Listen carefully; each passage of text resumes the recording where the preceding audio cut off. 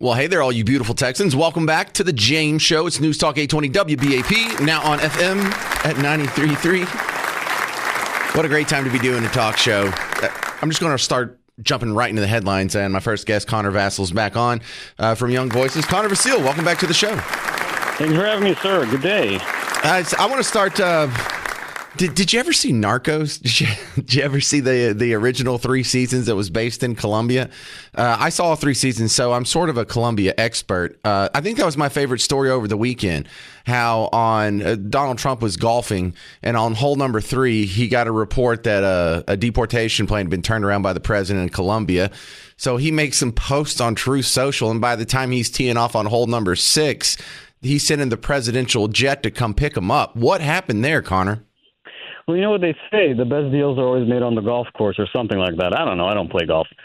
But that's besides the matter. So, yeah, there's a little back and forth you have with President of Colombia and then our president, President Trump, where basically the rundown is they rejected his deportation flight, saying that it's inhumane, this isn't how we treat our citizens, liking Trump and his administration to Nazis, you know, the regular rhetoric that people spew out in order to get some PR points. Trump, as a response, he retorted and say, hey, we're going to give you a 25% tariff if you don't agree to honor our migration policy. The president of Colombia came back saying, oh, we'll give you another tariff in return. And then sometime around then, the president of Colombia backed down. He agreed and acquiesced to Trump's demands. And now he's actually not only accepting deportation flights, but he's also offering his own presidential plane to help with deportations. That sounds like a quick win. Now, the threat was all based on tariffs and revoking visas, and there was all kinds of other things that he has the power to do it. And I think the point wasn't just for Colombia to see it. I think it was really important for any other country to see that. Definitely. I mean, how we look at tariffs and embargoes in American society as a whole, we've been just spoon-fed this notion that it is the most horrible thing you can do, not only for our economy, but also our relations with other nations. Now, textbook-wise, you can make that argument, but let's look at how Trump used it in practice. He didn't actually implement anything, right? There are no tariffs. There are no hikes in the price of flowers or whatever you see on CNN headlines. What you're seeing is basically diplomacy in action. You either honor our policy, which you are supposed to do in the first place, or this is the consequence. You play the game. That's it. Yeah, I like seeing that in action, too. I mean, what was this fixed in like a couple of hours? And so the other thing that we were watching, especially here in North Texas, is we had a handful of protests around town. And look, you're allowed to protest, you're allowed to have your opinion, and you're allowed to disagree with me. But I don't think it's very effective when you're protesting the deportation right now of just criminals. But okay, you protest deportations overall. I kind of get the nuance there. But the F Donald Trump stuff, listen to this. This is beautiful. Stand up for your rights. Stand up for your rights. Stand up for your rights. I don't think that helps the cause. F Donald Trump, F the guy that, you're trying to convince half of America to feel sympathetic for you, cursing their preferred candidate. I don't think that's a smart PR move. Yeah, I'm actually completely surprised. I mean, under Biden, he said he was going to be president for all Americans. So I don't know where this rhetoric's coming from. Yeah, I see what you're saying there. So, Connor, what do you think the American public's resolve supporting deportation will hold when we get past the criminals and we start deporting they broke laws for immigration, but otherwise non-criminal deportees? Well, at this point, we're seeing a lot of the emotional fervor coming out based off the headlines and the coverage you see from legacy media. You know, that ebbs and flows. That's natural when it comes to public discourse. At this point in time, you're right. We need to focus on the violent criminal aspect of illegal migrants. However, there will come a time where, the vast majority, if not all of them, are deported and dealt with. in a way that they're not hurting American citizens or our society anymore, we're going to have to address that issue. What about the nonviolent illegal aliens that are in this country? And if we're going to have a nation of laws, a nation of borders where we respect our citizens, we have to take that into account. I think people will continue to support it, maybe not as much as they have in the past month or so. But you know what? That's who they voted for. And they know that Trump and his administration and everyone working at ICE, they're going to execute their plans as they promised, because this is the one president who actually gets things done as opposed to his predecessor. And that's just a reality. If you come into this country illegally, well, you're not supposed to be here, and you may have to be deported. That's the reality of the situation. Oh, that sounds so mean, Connor. Connor Vasile, how do they find your work outside of WBAP? Thanks, sir. You can find my work on Amazon. I have 2 books, The State Knows Best, and I'm Joe Biden in his own words. Fantastic. Good to hear from you again, Connor. Don't be a stranger. Have a good one. Connor Vasile, ladies and gentlemen. Coming up next, the Trump administration just had their first press briefing. Carolyn Levitt, who you've heard here on the James Show, if you listen every day like you're supposed to, this was her first foray as the White House spokesman. How did she do? She did fine. How did the media do? Absolute dog water. Terrible. The media beclowned itself. It was absolutely cringe. Not just what they asked over and over and over, but of course the big issues that they didn't have any questions about.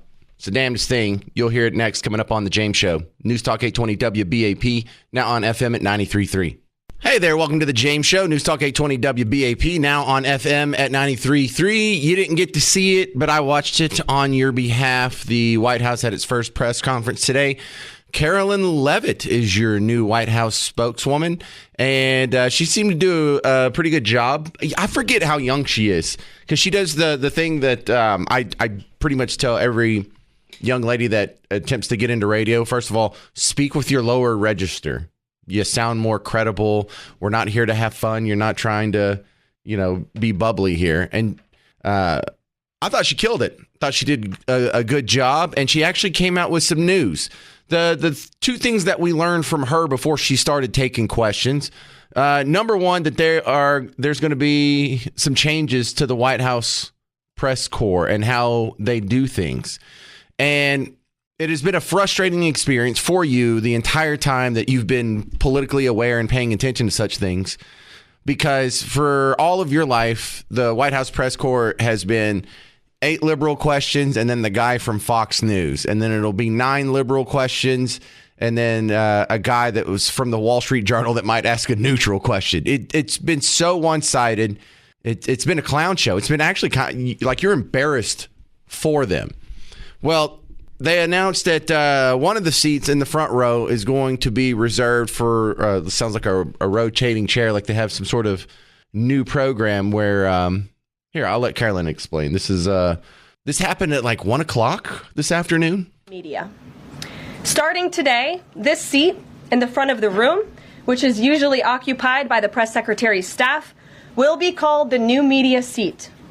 My team will review the applications and give credentials to new media applicants who meet our criteria and pass United States Secret Service requirements to enter the White House complex. Okay, good. So they are letting in some new people, and that's good news for you and me, because the more people that can get around the old legacy media vanguard, the better. And also, I would want them to go a little bit further. If I was Carolyn Levitt, or if I was in charge of such things, I would go out there and said, anyone who lied to you about where COVID came from, who lied to you about masks, or lied to you about the efficacy of the vaccine, you lose your press pass. I understand you probably made a well-intended mistake, but you've already proven yourself unworthy for the chairs that should be for the highest of merit in the press pool. And all of you have demonstrated absolutely terrible judgment in your reporting. And the people who got it right, people like me and other people here on WBAP, should be rewarded for being right by being the new vanguard. But there was some huge news. Craziest part is she's going to take about 20 questions after this, and none of them are about the news that she breaks today at the press conference. You might be hearing this for the first time. She came out and explained what the drones are. Are you serious? Yeah. That was like one of the campaign promises. that Donald Trump made. And then after he was elected and he was the president-elect, he was like, well, as soon as I become president and I can do such things, I'm going to tell you what these are all about. I think it's dumb that they're hiding it anyway. And another promise made, another promise kept. We know what the drones are. And I mean, it's breaking news that they're admitting it, but you knew. From President Trump directly, an update on the New Jersey drones. After research and study, the drones that were flying over New Jersey in large numbers were authorized to be flown by the FAA for research and various other reasons. Many of these drones were also hobbyists, recreational, and private individuals that enjoy flying drones. In time, it got worse due to curiosity. This was not the enemy. A statement. There you go. Was that so hard? Now the question is, well, then why did they hide it from us for so long? We couldn't handle the truth, and that was the truth? Okay, so then we go to the questions part, and this is where it gets interesting. The first question was from a guy from Breitbart, clearly a right-wing sympathetic outlet. Does he ask a slobbering devotional question, or does he actually ask a thoughtful question about a complex issue of the day? Let's see, Breitbart. Thank you very much. Caroline, does the president see anything fishy about DeepSeek, either its origins or its cost? And could China's ability to make these models quicker, cheaper, affect our thinking about expanding generation data centers, chip manufacturing? Sure. Oh, man, what a great question. Yeah, I don't know if you could hear it. He was asking about DeepSeek. This is the new company from the Chinese government that was announced yesterday. It sent in a video our top semiconductor chip maker into a tailspin. They dropped 17% yesterday. And, you know, the questions are swirling. Did we really just get outflanked in the semiconductor industry? Which is going to be the next hot thing, the more and more AI catches on. Companies like this, someone's going to make trillions and trillions of dollars. And we thought it was going to be NVIDIA, but here we have a serious challenger, it appears. And look, thoughtful, nuanced question. It wasn't a leading question. It wasn't a biased question. If I didn't tell you it was Breitbart before you heard it, you wouldn't know if this was coming from the left or the right. It was a legit question. The next 4 questions are about the pause in grant spending. And it's exhausting. I'm not going to play you all of them because there's going to be more and more and more. I'll play you some of them in just a second. But make no mistakes about it. The lefty outlets were all on the same page. I'm not saying the same person asked questions about the pause in grant funding. That's the headline that they've all seized on. So we get 4 questions about that. We get a hypothetical question about the grant funding pause is making prices go up. Can you guarantee no prices will increase due to your funding pause? They take a break from that to ask about deportations. They don't want to know how many criminals have been deported. They don't want to know how much safer we are. They want to know how many of the illegals arrested weren't charged with any violent crimes. So not only are they asking about a question that's most sympathetic to their cause and their narrative, they're framing in a way to be sympathetic. It's really embarrassing. And I can't play them all because there's like 8 questions about it. Then for a follow-up there, why is Trump ignoring the laws for there's a 30-day notice for firing certain officials in the government. So now they're trying to catch Carolyn Levitt in a gotcha situation. Why do you enjoy breaking the laws? Why is the president breaking the laws? It's the same thing as asking, are you still beating your wife? Why did you stop beating your wife? These are all leading, and it's embarrassing. I mean, I can play you some of them. It's just so hacky. Here, let me play some of this. Because she has to say, and she even says in the press conference, I've answered this question 4 times. No, we're not cutting anybody's Medicare, Medicaid, or Social Security. This is not a blanket pause on federal assistance and grant programs from the Trump administration. Individual assistance, that includes, I'm not naming everything that's included, but just to give you a few examples, Social Security benefits, Medicare benefits, food stamps, welfare benefits, assistance that is going directly to individuals will not be impacted by this pause. And I want to make that very clear to any Americans who are watching at home who may be a little bit confused about some of the media reporting. This administration, if you are receiving... All right, that's about 8 minutes in. Let me fast forward to 20 minutes in. 12 minutes later, she's still being asked about this. Individual assistance from the federal government. You will still continue to receive that. However, it is the responsibility of this president... Hang on. Let me go to 12 minutes later. She's still answering questions about this. Caroline, I think some of the confusion may be here with this pause on federal funding. You've made it clear you're not stopping funds that go directly to individuals, but there certainly are lots of organizations that receive funding. And all right. My point is do we need 12 outlets that are all asking the same question over how long was this whole press conference? 40-something minutes?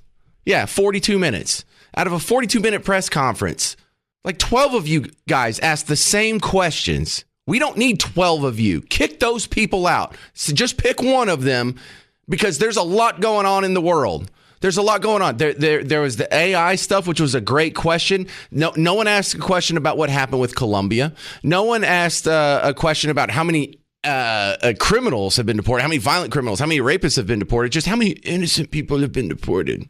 No questions about the wars that are going on. No questions about the economy at large. Maybe some questions about prices going up. But what's the point of having a press pool that is just like if you had the Democrat Party pick spokesmen to go ask questions and they wouldn't change a word? That's a problem. All of those people but one should be out of there. Get them out. You're wasting our time. No one even asked a question about the drones, one of the great biggest headlines from the last few months. They have no intellectual curiosity. Does this help the American people understand what's going on in D.C. better? No, it's just a naked partisan attempt to try and find some negative headlines to stick on this dude. It's irresponsible, and I hope they do something about it. So President Trump said he is going to demand interest rates be dropped immediately. Now, that's technically under the purview of the Federal Reserve. So how much power does he really have? Can he really make it happen? We'll ask my next guest, Janice Spooner. Welcome back to the James Show. Look, what can he do to make this happen, Janice? President Donald Trump continues to give his strong sentiment towards pushing the Federal Reserve to lower interest rates. However, the Fed acts as an independent institution. History suggests that presidential pressure can influence market sentiment and at times monetary policy itself. So direct demand, no, according to law, but influence, yes, it can happen. So how much longer do we expect Jerome Powell to be in this chair? Could he, I know he can't be fired, but he has an expiration on his term. Sure, he does. And I think it's going to continue to be how he is managing over the coming months. He spent the last 2 years tightening monetary policy to cool economic growth, but that's on the contrary of what President Trump is trying to achieve. So as the economic conditions continue to be monitored each month, it'll really depend on his decisions with the committee on how long he stays. Well, lower interest rates are good if you're trying to get a mortgage or a car or a cheaper credit card rate, but it's also makes it tough for savers. I kind of like getting a little bit of interest on my savings account, and annuity returns are a little higher, and there's a little bit of loss on that. So it could be good for debtors, but bad for savers.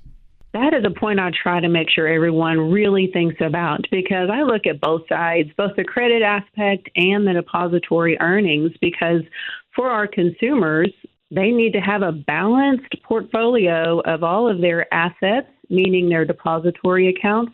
And when the rates start to come down further, as more moves are anticipated later this year, not now in January when they meet again, and is not the expectation, but potentially in March. But as those credit rates go down, so will depository rates. And so it's time for now people to assess where they're at, what they have, and call their bank and see what they can do about laddering some earnings on their deposit accounts. Like go ahead and lock in some of these higher rates while we still have them? Yes, now. Right.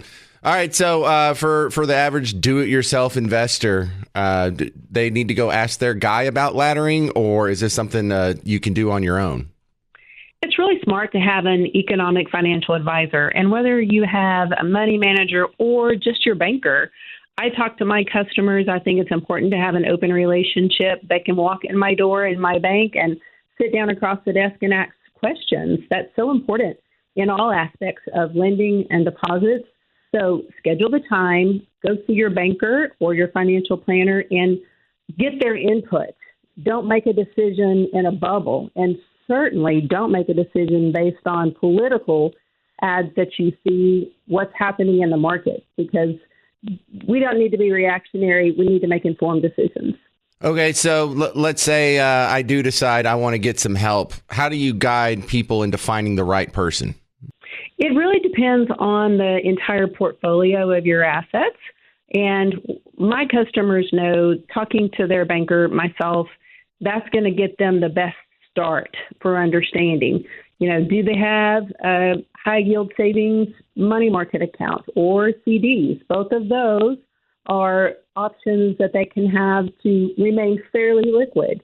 And there are still people investing in the stock market, and investors remain bullish because they're expecting potentially a 20% gain on the stock market. And while there are some people out there, they may just try to do that on their own. That's not where you need to start. You need to have guidance to take into consideration other wisdom. So I would say call your bank. All right, Janice, where do they find your work outside of WBAP? Great Plains Bank Southlake is at 817-912-3444 or the website www.gpbanktx.com. Thank you very much, Janice. All right, my next guest, Brenda Seary. Thank you very much for hanging on. You're a workplace expert. I saw this survey that was reported on in CNN where the recent college graduates talking about how hard it is to get their dream job. And I don't know, did they have realistic expectations? I don't think dream jobs were ever easy to get to begin with, Brenda. I think that's probably true. And I think it's really hard to expect that, people in their 20s even know for sure what their ultimate dream job is. We change as we age, right? I think that, this study was really geared towards Gen Z. And part of the issue is that hiring managers think that Gen Z recent college graduates have a lack of motivation. They don't communicate well. They struggle to receive feedback, and they don't really have relevant work experience.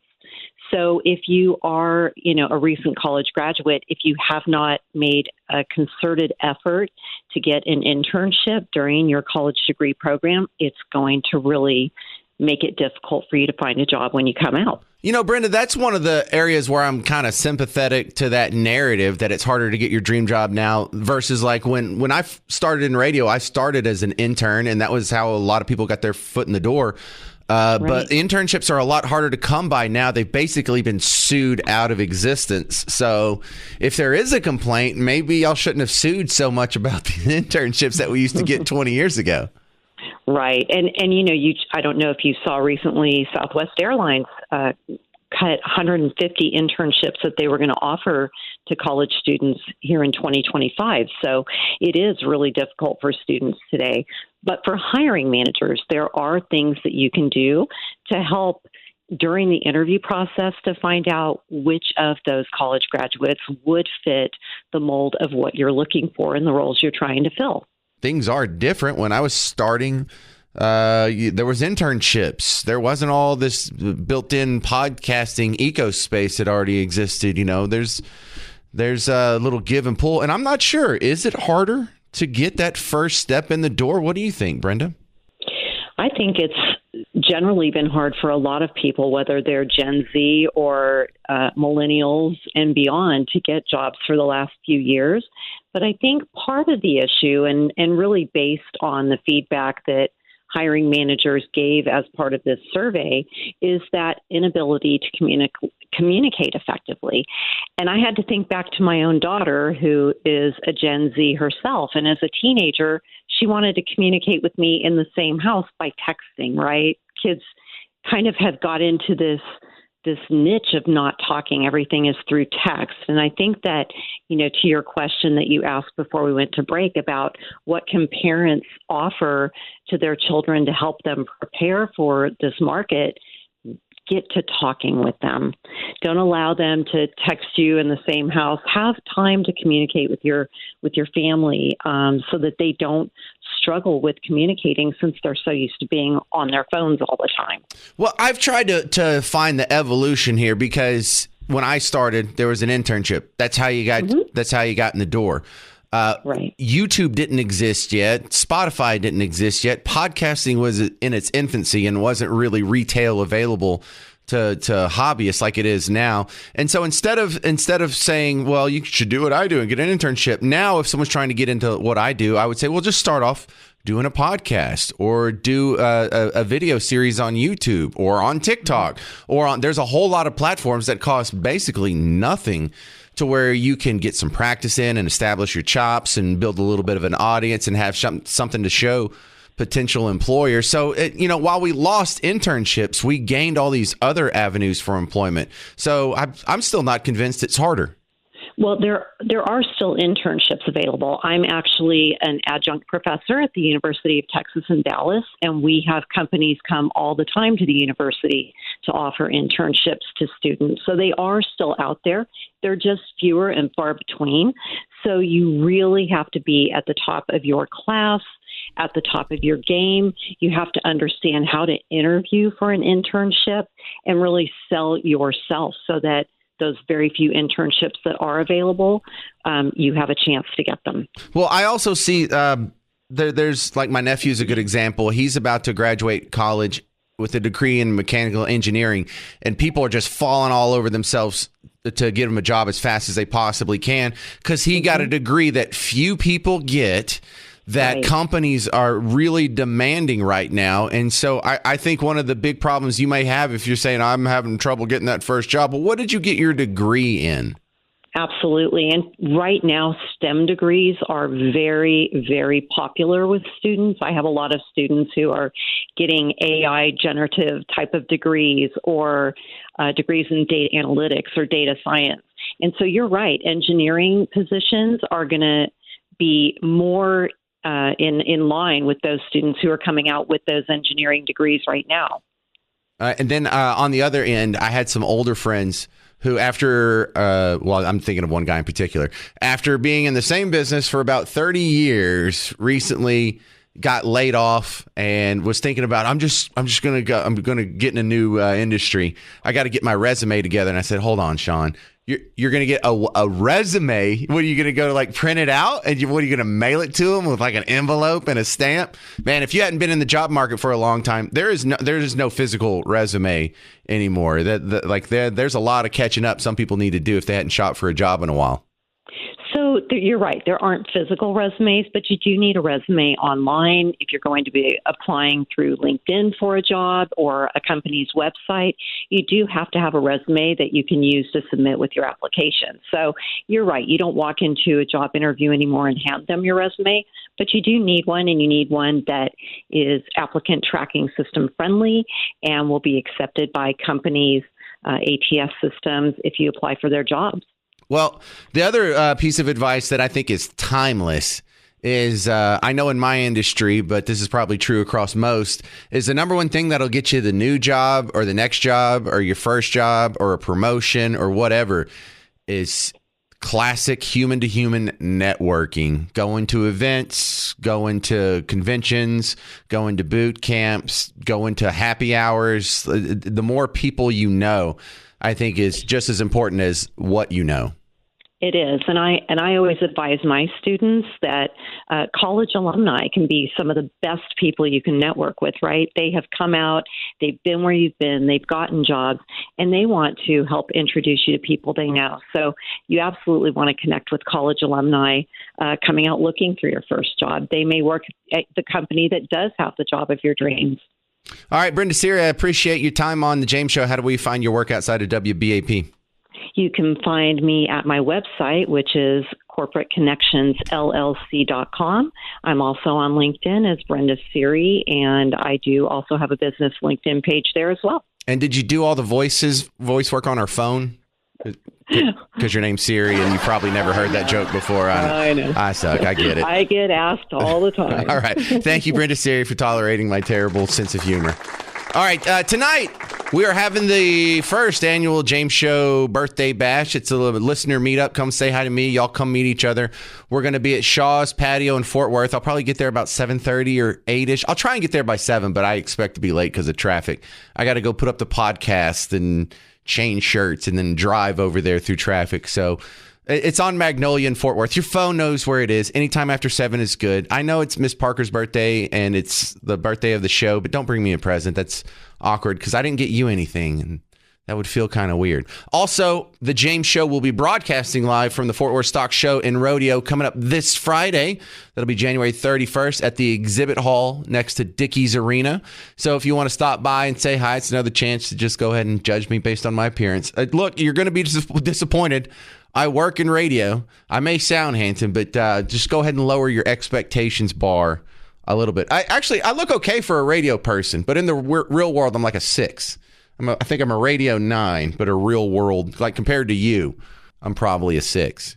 All right, thank you very much for hanging out today. If you need more James Show action, check out the podcast. If you see some of my posts on social media, whether it's Facebook, Twitter, whatever, go ahead, like it, share it, subscribe it, learn it, love it, live it. Tell someone about the James Show and stick around. Mark Levin is coming up next.